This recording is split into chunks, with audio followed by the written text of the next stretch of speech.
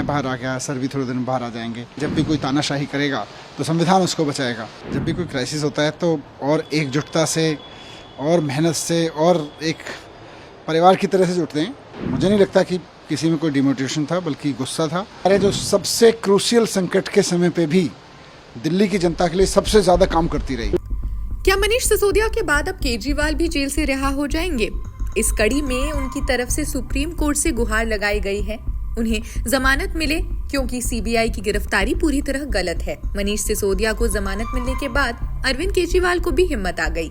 जानकारी के लिए बता दें कि मनीष सिसोदिया को जमानत देते हुए सुप्रीम कोर्ट ने इस बात पर नाराजगी जाहिर की थी कि ईडी द्वारा 8 बार आरोप पत्र तो दायर किया गया, लेकिन उनकी तरफ से एक बार भी ट्रायल शुरू नहीं हुआ। कोर्ट का साफ मानना था, अगर आप किसी को आरोपी मानते हैं तो उसके खिलाफ ट्रायल शुरू होने में इतनी देरी कैसे? कोर्ट ने सिसोदिया की सुनवाई के दौरान इस बात पर भी जोर दिया था कि ट्रायल में हो रही देरी के लिए पूर्व डिप्टी सीएम को जिम्मेदार नहीं बताया जा सकता है। सुप्रीम कोर्ट ने तर्क दिया था कि सिसोदिया की तो जो भी याचिकाएं थी वो सिर्फ पत्नी से मिलने की थी।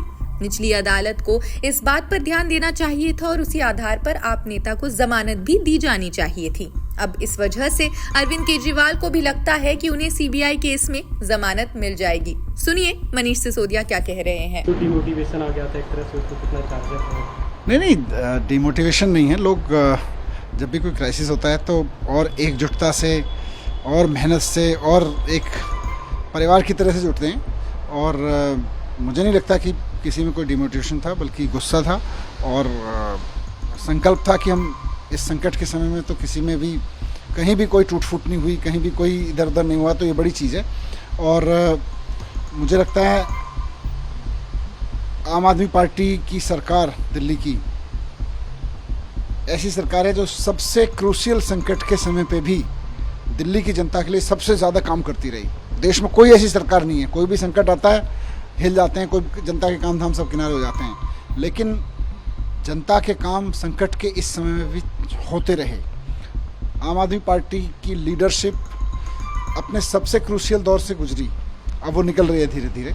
मैं बाहर आ गया, सर भी थोड़े दिन बाहर आ जाएंगे, लेकिन इस सबसे क्रूशियल दौर में पार्टी के कार्यकर्ताओं ने, पार्टी के लीडर्स ने, देश के लोगों ने, दिल्ली के लोगों ने ज़बरदस्त एकजुटता दिखाई है और यही एकजुटता हमारी ताकत है। सर सुप्रीम कोर्ट में आपने बताया उम्मीद है?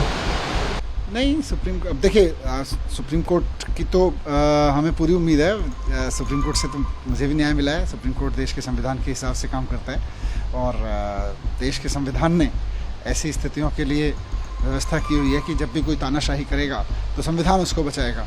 आज भी मैं अब गया था, माननीय सुप्रीम कोर्ट ने मुझे अपने आदेश में कहा है कि मैं हर एक मंडे को और हर एक थर्सडे को सुबह 10 बजे से 11 बजे के बीच में ईडी और सीबीआई के दफ्तर में जाके उनके सामने अपना प्रेजेंट करके आऊँगा।